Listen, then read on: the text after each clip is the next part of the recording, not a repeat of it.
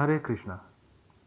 मेरा नाम विजेंद्र है और मैं आपको आज कुंडलिनी शक्ति के बारे में बताना चाहता हूँ। वैसे तो यूट्यूब पर और ऐसी बहुत सी वीडियो साइट्स पर आपको बहुत से लोग मिल जाएंगे जो कुंडलिनी शक्ति के बारे में न जाने क्या क्या बताते हैं, और मुझे नहीं पता वो सच है झूठ है जो भी है, लेकिन जैसा कि मैंने ऑब्जर्व किया है बस वही चीज़ मैं आप लोगों को बताने आया हूँ।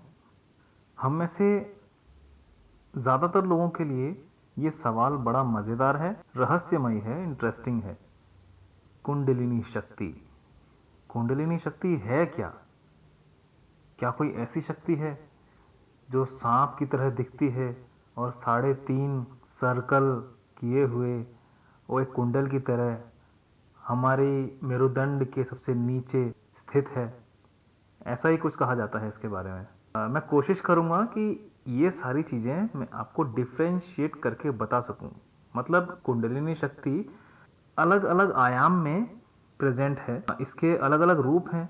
शायद आपको अभी समझना मुश्किल हो, लेकिन आप मेरी बात सुनेंगे तो आपको समझ में आ जाएगा कि कुंडलिनी शक्ति क्या है।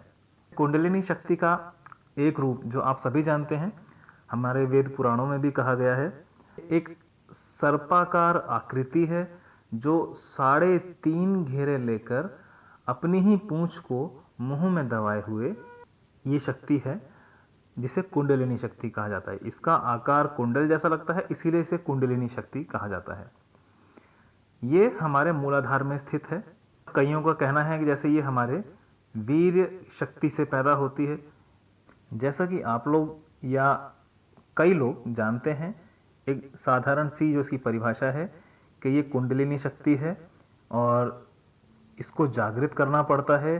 फिर इसे हमारे मेरुदंड में यानी कि रीढ़ की हड्डी में नीचे से ऊपर की ओर जो हमारे सूक्ष्म 7 शक्ति चक्र हैं, वो आध्यात्मिक चक्रों से होते हुए हमें सबसे ऊपर के सहस्त्रार चक्र से होकर गुजारना होता है, और जिसकी कुंडलिनी शक्ति सहस्त्रार चक्र तक पहुंच जाती है, वहां उसे भेद देती है, तो वो संसार से मुक्त हो जाता है। उसे किसी चीज की कोई आवश्यकता नहीं होती।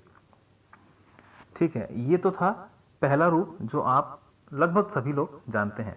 इसका दूसरा रूप मैं बताना चाहता हूं जो ऑलमोस्ट फिजिकल लेवल पर भी है। मतलब कुंडलिनी शक्ति आपको फिजिकली तो नहीं दिखाई देगी और ना ही ये फिजिकल बॉडी के अंदर कहीं दिखती है। हाँ, लेकिन कुछ मर्म पॉइंट होते हैं आपके। आपने शायद मर्म शास्त्र के बारे में सुना होगा, जिसमें हमारे शरीर के बहुत सारे मर्म पॉइंट होते हैं, मर्म बिंदु, उनके बारे में लिखा गया है। इसी प्रकार एक मर्म बिंदु हमारे मूलाधार केंद्र की ओर होता है, वही जो हमारा योनि मार्ग है और गुदा मार्ग है उसके बिल्कुल बीच में। इसे मूलाधार कहा जाता है क्योंकि ये जीवन का आधार है, सृष्टि का आधार है। सृष्टि मतलब रचना, कुछ भी पैदा होना। इंसान पैदा होने से लेकर आपकी इच्छाएं, आशाएं, जो कुछ भी आपके भीतर पैदा होती हैं, उन सबका कारण ये मूल आधार है।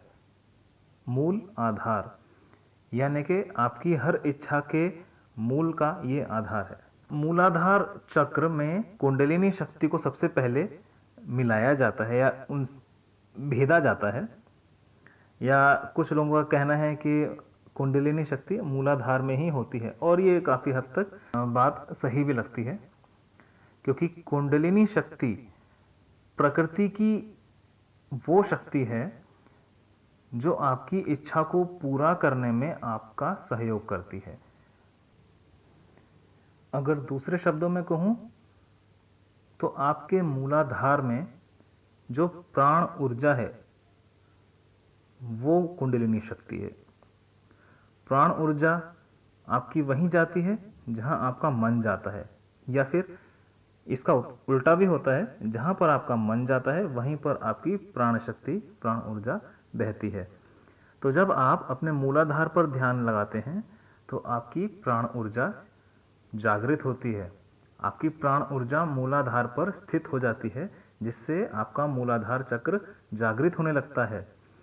आप कभी भी ध्यान देकर देखिए, आप अपनी उंगली की ओर, अंगूठे की ओर या शरीर के किसी भी एक अंग को ज़रा ध्यान से देखिए, वहाँ पर आपका मन लेके जाइए। अब मन कैसे लेके जाना है? सिंपल, आपको देखना है या बंद बंद आंखों से आप कोशिश कीजिए कि आप शरीर के उस अंग को देख रहे हैं। ठीक है? जब आप बंद आंखों से उस शरीर के हिस्से को देख रहे होंगे, आपको वो शरीर का हिस्सा दिखेगा तो नहीं, हाँ, लेकिन वो हिस्सा आपके शरीर में है, ऐसा तो आपको ज़रूर महसूस होगा। अगर ये चीज़ आपको महसूस हो रही है, तो इसका मतलब है आपकी प्राण ऊर्जा आपके शरीर के उस हिस्से में बह रही है, जिसकी वजह से आपके शरीर का वो हिस्सा जागृत हो गया है। क्योंकि आपके शरीर का जो हिस्सा जागृत होगा वही आपको महसूस होगा। जितनी बार, यानी कि बार बार अगर अपने शरीर के उसी हिस्से पर ध्यान लगाएंगे, तो आप अपने शरीर के उस हिस्से के प्रति कॉन्शियस हो जाएंगे, जागृत हो जाएंगे। यानी कि शुरू में आपको शायद हो सकता है कि 5 सेकंड, 10 सेकंड लगें, 20 सेकंड लगें अपने उस शरीर के हिस्से को महसूस करने के लिए।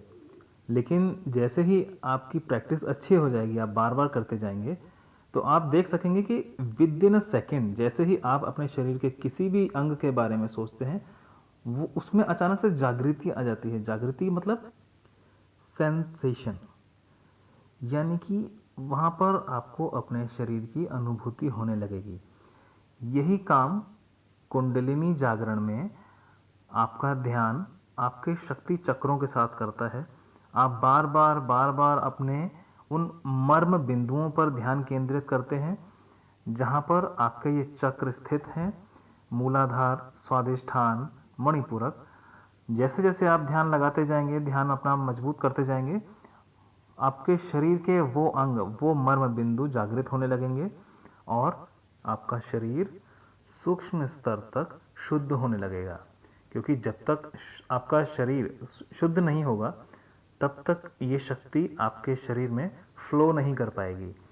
ये शक्ति बहती है आपके शरीर में नीचे से ऊपर की ओर। इसीलिए मेडिटेशन में या खासकर कुंडलिनी जागरण में चैंटिंग या फिर किसी भी तरह की प्रैक्टिस का रिपीटेशन बहुत ज़रूरी होता है, ताकि आप उस प्रैक्टिस को बार बार रिपीट करते रहें, जिससे आपकी नाड़ियों की शुद्धि होती रहे, आपके शरीर की, सूक्ष्म शरीर की शुद्धि होती रहे, आपकी एनर्जी बैलेंस हो, और एक बार आपका पूरा शरीर अंदर से बाहर तक बैलेंस हो गया, तो एनर्जी को फ्लो होने में कोई दिक्कत नहीं होती।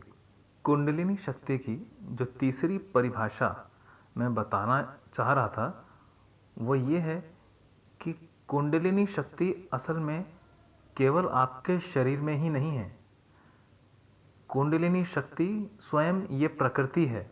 ये पेड़ पौधे, सूर्य, हमारा ब्रह्मांड, हमारी धरती, पांचों तत्व, मैं शरीर के तत्वों की ही बात नहीं कर रहा हूँ, जो हम अपने सामने देखते हैं, धरती, आकाश, हवा, जो कुछ भी आप देखते हैं, महसूस करते हैं, ये सब कुछ ये प्रकृति की शक्तियाँ हैं और यही कुंडलिनी शक्ति है। आपका जो प्राण है, आपकी जो प्राण ऊर्जा है, वो इन्हीं शक्तियों के साथ मिलकर आपके भीतर एक नई ऊर्जा का विकास करती है, और यही है कुंडलिनी शक्ति। और अब इस शक्ति को जगाना कैसे है, ये आपको बताऊंगा अपने अगले वीडियो में। तब तक के लिए thank you and good bye.